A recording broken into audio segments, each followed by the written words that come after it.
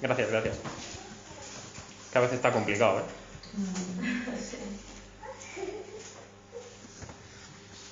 Pero gracias por la lectura. Bueno, no sé si habéis... si alguno de vosotros sois coleccionistas de algo. No sé si os gusta coleccionar algún tipo de objeto o no sé, o películas o cosas así. Pero creo que no hace falta que os diga que...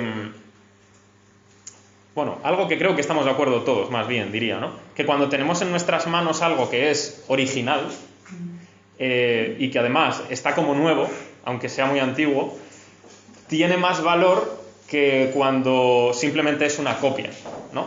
Aunque la copia esté muy bien hecha y sea más nueva que el original, sin embargo, el hecho de tener el original es mejor, ¿verdad?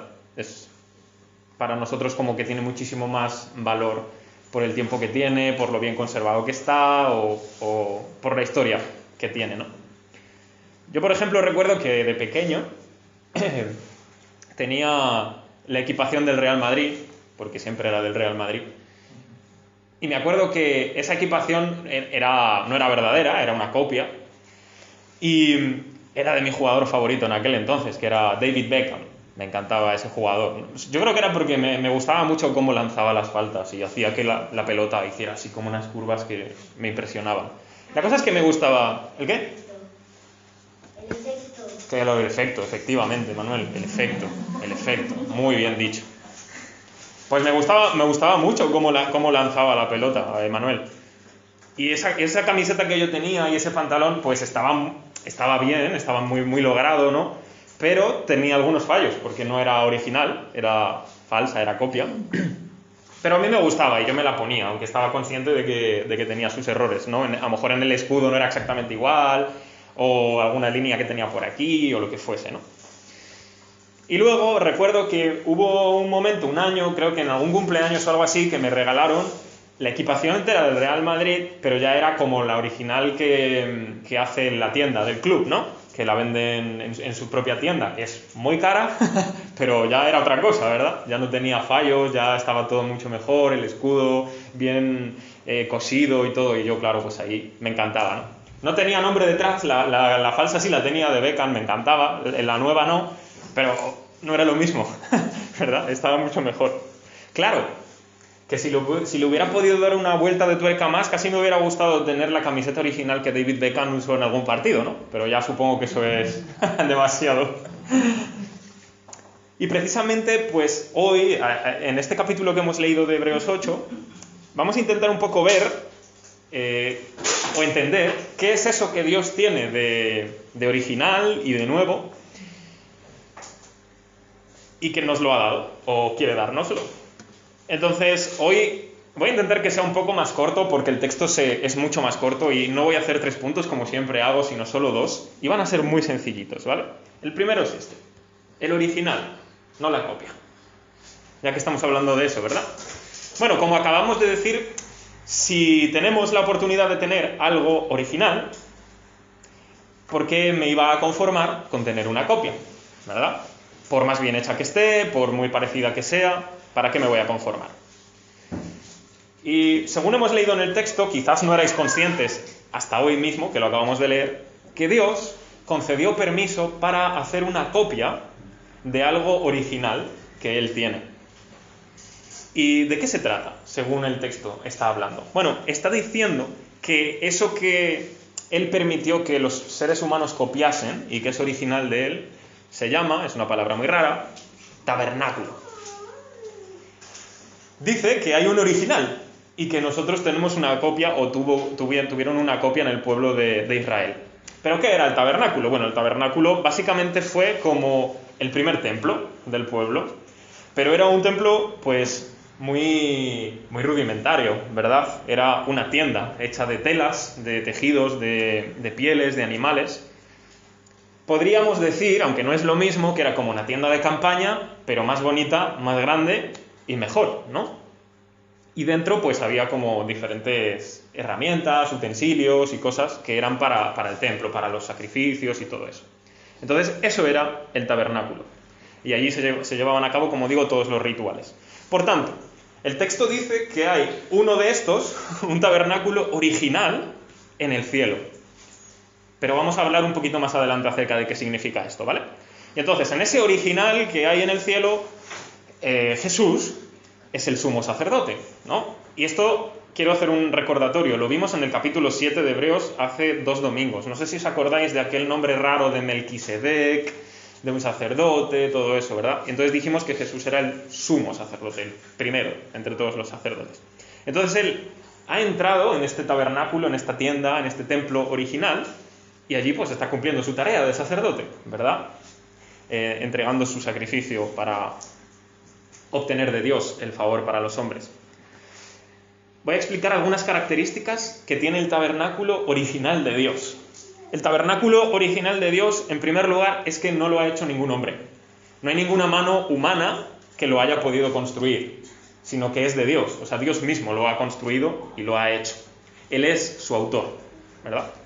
A diferencia del tabernáculo que había en la tierra en el tiempo de Israel, que evidentemente lo habían hecho los hombres a través de sus telas, de sus pieles, de sus tejidos y las cosas que tenían. Segunda cosa que tiene el tabernáculo original de Dios en el cielo, que está en el cielo. Eso es muy importante. ¿Por qué? Dice el texto. Porque si Jesús estuviese todavía en la tierra, ¿no? En el tiempo en el que se escribió este texto, dice, ni siquiera sería sacerdote. ¿Por qué? Pues porque en el tiempo en que se está escribiendo esta carta, este texto que hemos leído, todavía existía un templo. O sea, todavía había sacerdotes. Entonces está diciendo, si Jesús siguiera aquí, él no sería ni sacerdote siquiera. De hecho, cuando él vino al mundo, no fue un sacerdote. Él era un rabino, un maestro, ¿verdad? Era el Mesías, ya lo sabemos, pero nunca estuvo en el templo como sacerdote haciendo sacrificios ni nada por ese estilo. Entonces, claro, los hombres que existían en aquel entonces, que no sé si recordáis quiénes eran los sacerdotes, tenían un nombre extraño por la tribu, eran levitas, pues en eso se dedicaban, ¿verdad? Y no solo eso, sino que el que es sacerdote, o sea, el que está en el templo haciendo sus rituales y sus sacrificios, necesita tener algo que ofrecer, porque básicamente en eso consiste el trabajo del sacerdote, ¿no? Y bueno, ellos pues ya sabéis que lo que ofrecían eran animales o a veces ciertos alimentos como ofrendas y como sacrificios. Pero ¿cuál es la ofrenda de Jesús? ¿Cuál es la ofrenda que él da, el sacrificio que él da? Claro, es su propia vida, es él mismo, en comparación con lo que estaban ofreciendo los sacerdotes en la tierra, que eran animales y alimentos, ¿no? Entonces, la ofrenda de Jesús es mucho mayor que la que ofrecen en la tierra, ¿no? Porque es su vida. Por tanto, si seguimos un poquito la lógica, esa ofrenda se tiene que hacer en un sitio mejor y mayor que aquí, ¿verdad?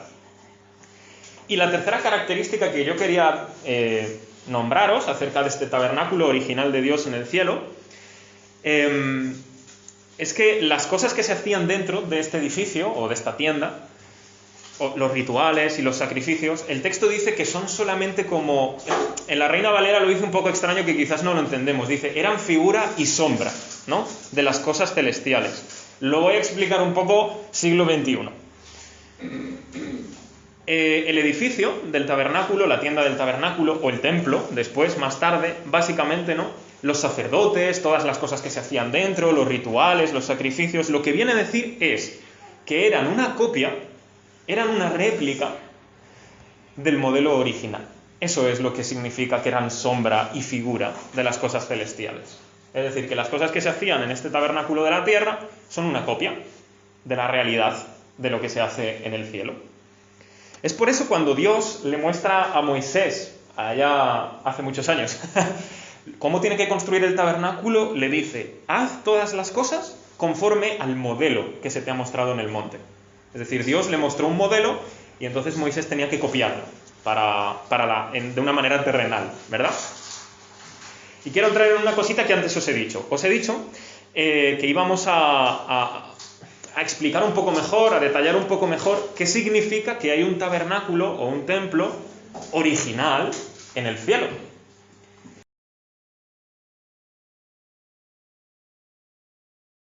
Estaba diciendo qué significa que Dios tenga un tabernáculo o un templo en el cielo, ¿no? Porque resulta que si nos vamos al final de la Biblia, al libro de Apocalipsis, justamente en el penúltimo capítulo, os voy a leer lo que dice acerca del cielo, acerca de la ciudad celestial, ¿no? Dice, y no vi en ella templo. Ya empezamos bien, porque este texto me está diciendo que hay un templo, y ahora me dice, y no vi en ella templo. Y sigue, porque el Señor Dios Todopoderoso es el templo de ella, es el templo de aquella ciudad, y el Cordero, es decir, Jesús. Entonces, esto nos explica un poco qué significa que Dios esté diciendo que hay como un templo original en el cielo. No es que haya un edificio como tal, no es que allí haya una tienda, otra vez hecha de pieles, de tejidos y de telas, o que haya un templo gigante de piedra, sino verdaderamente lo que está diciendo es que, a ver cómo lo explico, que las cosas que se hacen en el cielo propiamente son el modelo del que luego se ha hecho una copia, pues terrenal, por así decirlo, ¿verdad? Ahora os explico por qué. A ver, yo pienso que sería un poco ilógico que pensemos que en el cielo Dios necesita hacer una tienda tipo bereber allí para que podamos adorarle, ¿verdad? Cuando Él mismo es el templo, ¿verdad? Pero lo que nos está diciendo es, mira, todos los rituales, todos los sacrificios, todos los detalles del templo, del tabernáculo y todo eso, ¿no? En el cielo se dan de una manera que, como no podemos hacerlo literalmente igual, tenemos que hacer una copia en la tierra. Y claro, las copias son siempre un poquito menos del original, ¿verdad? Entonces, ¿cuál es el modelo del cielo? Eso es lo que nos preguntamos nosotros. ¿Cuál es el modelo del cielo del que nosotros hemos hecho esa copia? Pues es muy fácil. Jesús es el sacerdote, ¿verdad? Su propia vida es el sacrificio y lo presenta como sacerdote ante Dios, ante el Padre, ante Dios el Padre. Y de esa manera lo que Él consigue es nuestro perdón.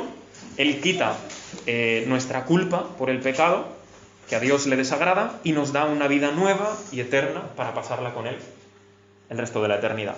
Ese es el modelo del cielo, del que el tabernáculo y el templo era una copia. Y sabes, esto es asombroso, que el modelo del cielo sea este, es decir, Jesús como sacerdote que ofrece su propia vida en sacrificio y en ofrenda, porque Dios le estaba mostrando, o nos estaba mostrando desde la antigüedad, cuál era realmente su plan. Pero como éramos niños, en cuanto a la espiritualidad y en cuanto a la fe, Dios tenía que explicarnos como a niños lo que Él quería. Y esto, todos los que tenéis niños, sobrinos, nietos, sabéis que es así. Cuando tú le tienes que explicar a tu hijo, a tu sobrino o a tu nieto una cosa muy difícil, se lo tienes que explicar de una manera que lo entienda. Y aunque le explicas el concepto, la manera no es la misma, ¿verdad? Tienes que explicarlo más sencillo.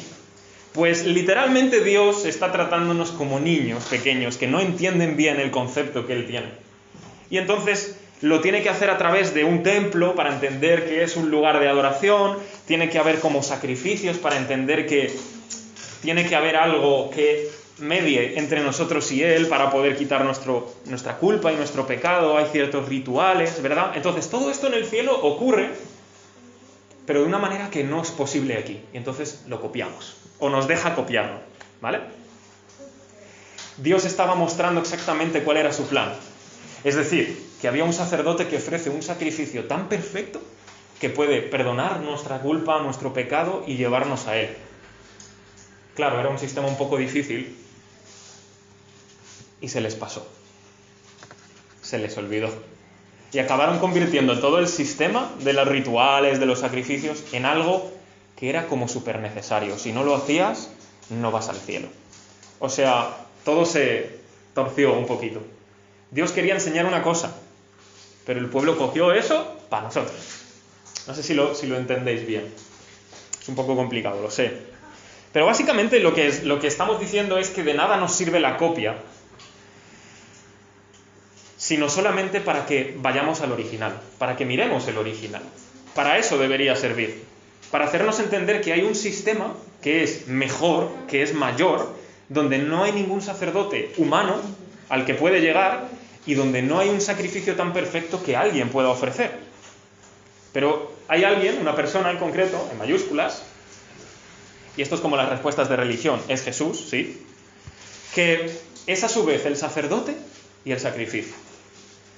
Y solo por la fe en Él, que nosotros creamos en Él como el sacrificio, podemos obtener la bendición de ser perdonados, de recibir el Espíritu Santo y de que nuestro corazón sea transformado, renovado, para que deseemos lo que Dios quiere, para desear la voluntad de Dios. Y por supuesto, no se me olvida la promesa de la vida eterna, que es lo que Él nos ha prometido. Entonces mi pregunta, después de ver todo esto, más bien es, ¿no prefieres el original más que la copia? Porque Dios nos está diciendo que por la fe podemos alcanzar esto, solo por la fe. Nos lo da. Y el valor que esto tiene del original, es decir, Jesús como el sacrificio y el sacerdote perfecto para nuestra vida, es mucho mejor, mucho más grande que cualquier tipo de templo, de ritual, de sacrificio y de cosa que se hiciese antes. Así que mi pregunta es esa, si no prefieres el original. Y lo segundo sería esto, el nuevo, no el viejo. Claro, si ya tenemos claro que preferimos el original, entonces ahora solo me queda convenceros de lo último, de que prefiráis lo nuevo antes que lo viejo. ¿Y de qué se trata cuando el texto habla de esto, de algo que Dios ha hecho nuevo? Bueno, pues habla de repente de dos cosas que quizás a alguna persona le puede resultar extraña. Habla de dos pactos. Lo decimos con otros nombres, dos alianzas. Y si ya lo reducimos mucho, podríamos decir dos contratos. Pero básicamente son dos pactos que Dios ha hecho con su pueblo, con los suyos, con los que son sus hijos. Y Jesús, en esos pactos, o más bien en este nuevo, Él es el mediador, Él es el árbitro. Él está en medio de Dios y de los hombres y está haciendo que las dos partes ganen, básicamente. Y no sé si recordáis, cuando estuvimos hablando de Hebreos 7, de Melquisedec y todo esto, del antiguo pacto, el primer pacto, no sé qué, que nos liábamos un poquito, ¿verdad? Decíamos que la característica que tenía este primer pacto, o el antiguo pacto, era que nos mostraba lo que había mal en nosotros. ¿Cómo? No matarás, o no cometerás adulterio, o no adorarás a otros dioses, o no codiciarás. Es decir, muestra lo que está mal en nosotros. Porque no me sería necesario que nadie me diga no mates, si no mato, ¿verdad?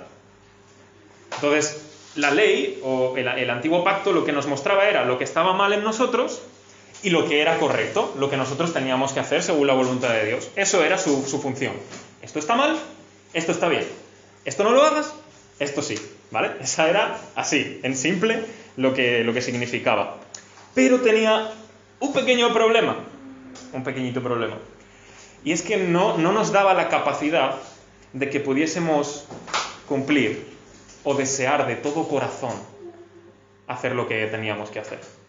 Aquello que Dios nos dice, esto es bueno, pero no nos daba el poder, sino que como que de alguna manera nos íbamos a todo lo contrario, ¿no? Como cuando te dicen, no hagas esto, y lo haces. Pues igual. ¿Te lo prohíben? Lo hago. Exactamente igual. No tenía la capacidad de que nos gustase hacer las cosas que Dios nos ordenaba ahí. Así que de alguna manera, como que ese antiguo pacto lo que hacía era que nos mostraba nuestra culpa. Nos mostraba nuestro pecado, pues nuestra condición perdida, nuestra absoluta necesidad de ser salvados, pero no nos salva. Y ese es el problema, que no nos salva. ¿Por qué? Muy sencillo. Porque por medio de las obras no hay nadie que pueda ganarse el favor de Dios. Eso no quiere decir que yo no tenga que actuar bien. Todo lo contrario, debo hacerlo porque Dios quiere que yo actúe bien. Pero que yo actúe bien no es la moneda de cambio, siempre lo digo. Hola Dios, me presento ante ti. Mira mi vida, he hecho 10 cosas mal y 20 buenas. ¿Voy al cielo? ¿Sí? No funciona así. Es que Dios no funciona así. Él no nos está perdonando, ni salvando, ni dándonos favor solo porque somos mejores. O porque hacemos muchas cosas buenas. Sino que en realidad el objetivo que tenía este antiguo pacto era colocarnos en el lugar en el que estamos. Es decir, estoy necesitado. Tengo falta, tengo pecado, necesito salir de aquí, necesito que alguien me salve, porque no puedo por mí mismo, sino solo Dios. Y después de que te haya dicho esto, es cuando tiene sentido que te hable del nuevo pacto. Porque en el nuevo pacto hay una cosa que no podía hacer el antiguo. Primero, Jesús es el mediador, como he dicho antes, es el árbitro entre Dios y nosotros, ¿verdad? Y en este pacto, o más bien, empiezo por el principio, este pacto lo había prometido Dios siglos antes de que Jesús viniera. De hecho, atentos a la sorpresa. Mientras el antiguo pacto todavía seguía existiendo y era vigente, Dios, a través de algunos de sus profetas, prometió que iba a venir un nuevo pacto. Es decir, que Dios ya era consciente de que nosotros no éramos capaces de cumplir con lo que Él exigía a través de ese antiguo pacto. Entonces promete un nuevo pacto mucho mejor. Y tiene promesas muy buenas, que las hemos leído, nos la ha leído Miriam antes, y os las voy a simplemente resumir. Este nuevo pacto consiste en que la ley de Dios, o sea, las leyes de Dios, su voluntad, Él las iba a escribir en nuestro corazón y en nuestra mente. ¿Cuál es la diferencia con el antiguo pacto? Que el antiguo pacto, las leyes y la voluntad de Dios estaban escritas en piedra, haciendo referencia a las tablas de Moisés, o en papeles, ¿verdad? En papel, en libros, estaban escritas ahí. Pero ahora, metafóricamente hablando, dice Dios, la voy a escribir en tu corazón, la voy a escribir en tu mente. Esto significa que íbamos a tener el deseo de querer hacer las cosas que a Él le agradan, que a Él le gustan. Ahora iba a ser posible, una vez que entramos en este pacto nuevo, que nuestra voluntad sea renovada, que sea transformada y queramos hacer lo que Dios quiere, que deseemos lo que Dios quiere para nuestra vida, que siempre lo repito y lo digo, es lo mejor. Pero ¿qué más tiene este pacto aparte de esto? ¿Hay alguna cosa más que podamos destacar? Sí, y lo voy a definir con dos palabras muy sencillas que cualquier persona entiende. Relación personal. Esto es algo que forma parte del nuevo pacto de una manera increíble. Dios promete en este pacto que nosotros vamos a ser su pueblo y Él va a ser nuestro Dios. Esto significa que hay una unión entre Él y nosotros amorosa, tierna, compasiva. Y antes era imposible. ¿Y por qué era imposible? Porque no éramos capaces de hacer lo que a Dios le agrada. Por tanto, había como cierta distancia, de alguna manera. Pero ahora sí, porque lo deseamos con todo nuestro corazón. Tercera cosa que aprendemos del pacto, que podemos conocer a Dios. Que lo podemos conocer todos, absolutamente todos, sin necesidad de que alguien tenga que decirte, mira, conoce, siendo ya un hijo de Dios. Lo bueno que tiene este pacto es que gracias a la muerte de Jesús podemos conocer a Dios de una manera que antes no le podíamos conocer. ¿Sabes? Jesús es Dios hecho hombre y en una ocasión uno de sus discípulos, cuando él ya va a morir, le pregunta, bueno, muéstranos al Padre. Después de tanto tiempo con Jesús, muéstranos al Padre. ¿Quién es el Padre? Lo queremos conocer. Y Jesús le dice, ¿me conoces a mí? Ya conoces al Padre. Lo que estaba diciendo era básicamente, yo revelo quién es Dios el Padre. Soy Dios hecho hombre. No hay diferencia, como si el Padre fuera algo, Jesús otra cosa diferente, sino que Jesús muestra a su Padre. Exactamente tal cual es, con todo su amor, con toda su ternura, con todas sus exigencias también, por supuesto. Así que Jesús está revelándonos sin cara oculta, como la luna, ¿verdad?, quién es Dios verdaderamente. Y no solo eso, sino que cuando creemos en Jesús como el Salvador de nuestra vida, hay una cosa en concreto que ocurre espiritualmente hablando, y es que Dios nos da el Espíritu Santo. ¿Eso qué significa? Que Dios comienza a vivir internamente de nosotros. Yo no sé explicar eso, sinceramente. Y si alguien sabe explicarlo, pues que salga. Porque yo no sé explicarlo. Yo no sé cómo Dios puede vivir internamente en mi vida o en mi corazón, siendo simplemente un ser humano yo, y por supuesto siendo como soy. ¿Sabes? Pero eso significa que Dios su presencia está dentro de mí. No sé cómo, pero eso significa. Entonces, ¿qué implica? Que le podemos conocer tan de cerca, tan cerca como que está en medio de nuestra vida y dentro de nuestra vida. Podemos conocerle, podemos hablar con él, podemos conversar de todo, podemos escuchar lo que nos dice a través de su palabra, a través de su guía, de su dirección. Es impresionante, ¿verdad? Cuando tenemos una relación con una persona muy cercana, el hecho de que esté cerca de nosotros hace que nosotros crezcamos en intimidad con esa persona, ¿verdad? Bueno, pues Dios es como, no es que esté cerca, es que está dentro. Es impresionante, ¿no? Es algo muy asombroso.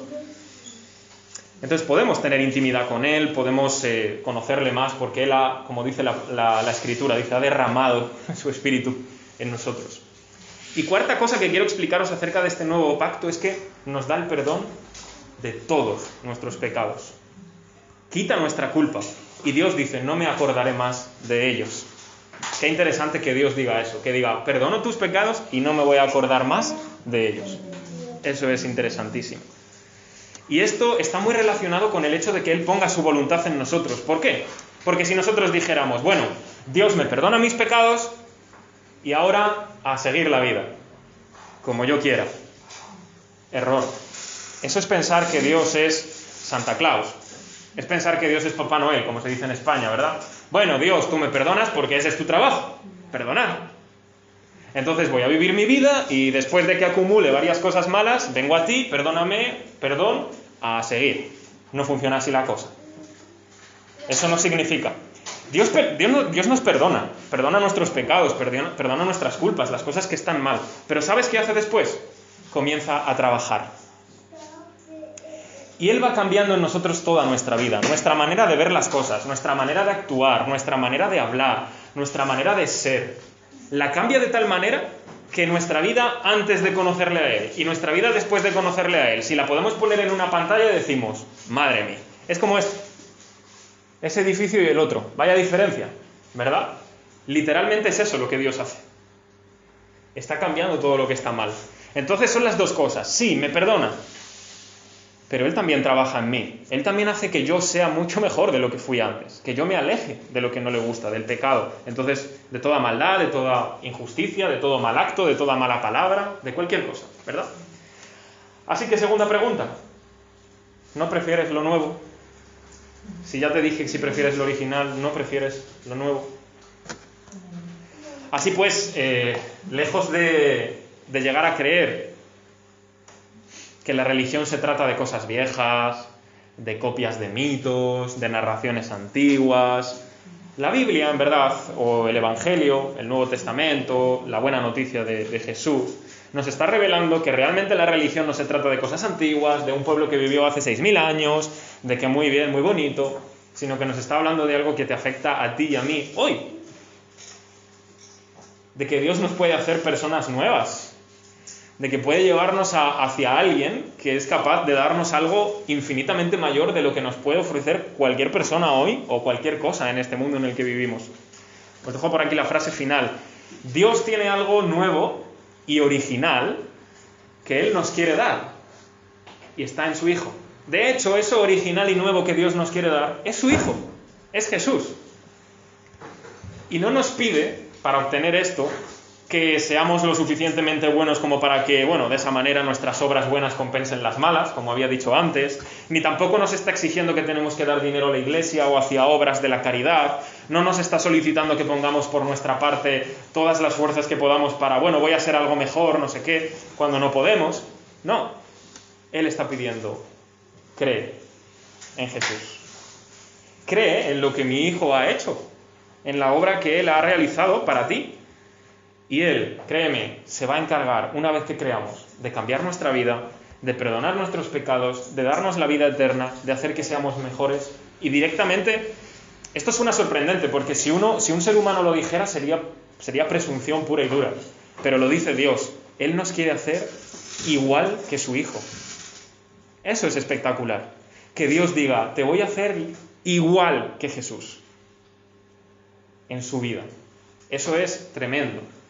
Igual de sabio, igual de vivir la vida en condiciones como Él la vivió y agradando a Dios en todas las cosas.